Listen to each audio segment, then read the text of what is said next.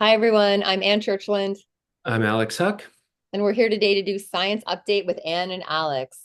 So, Alex, what do you think compared to yesterday? Are things looking better? I think not much change, but a few important updates.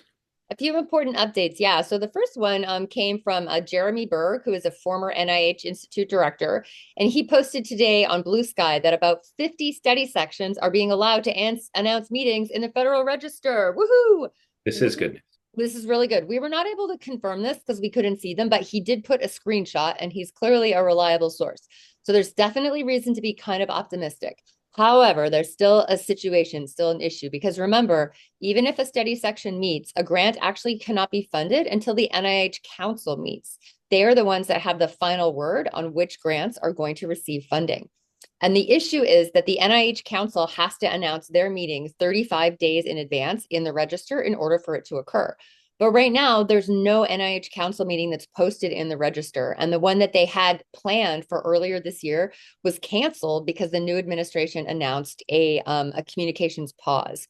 Why does this matter? Well, it's kind of a big deal. So if they aren't able to announce their meeting for May, then they won't be able to have it. And that means they won't have another meeting until October. And that is a huge problem, not just because it means people would have to wait for their research funds, but because by then that's fiscal year 26. And so what that would mean is that the money that has already been earmarked for the NIH, funds that have already been promised to NIH, won't be able to be spent. So council really has to meet. So this is a really good step forward that some of the study sections are allowed to announce their meeting. Super happy about that. And thank you, Jeremy Berg, for posting that. And we're going to feel a lot better if we know that there's some hope that the council will meet. So all my fingers are crossed about a council meeting. Alex, what do you have to update us on? Yeah, minor update with regard to the indirect or overhead costs issue, right? So just to review, it was proposed on a Friday afternoon that overhead from the NIH would be greatly reduced. Usually, universities get about 50 to 60% overhead, and it would be cut to 15% on the following Monday. That was fought in the courts and is continuing to be fought in the courts.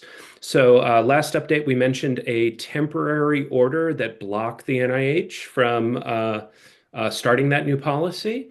And that order expired on Monday, but was extended a bit longer. So at this point, we are still waiting for a final decision, and it's unclear how long the judge is going to take to make a decision as to whether to issue an injunction or actually allow this policy change to happen. All right, fingers crossed, more fingers crossed, doing a lot of finger crossing, that is going to work out. So then final announcement, there was a really well-written article that came out in Nature today that's talking about this situation, about the threats to science funding in the US. We're going to link it in the comments, and I'll just read you one sentence from this article because I think they put it really nicely. They said, it's hard to put into words the extent of the damage being done to the US research enterprise, which is of almost incalculable value to both the nation itself and to the wider world. We need science. We need the NIH. We need to find treatments for the diseases that we have in this country and around the world. And we need this funding in order to make the discoveries that this country has an amazing track record of making. So we are all hoping very much that this issue will be resolved and the NIH will be able to start funding grants again soon. Stay tuned and keep refreshing the Federal Register. I just did that myself, and I'm still looking at study sections from January 21 posted. So we're still hoping to see some new ones loaded up soon. Keep hitting refresh and don't give up hope. Thanks, everyone. Take care, and we'll be back again with more news soon. Bye.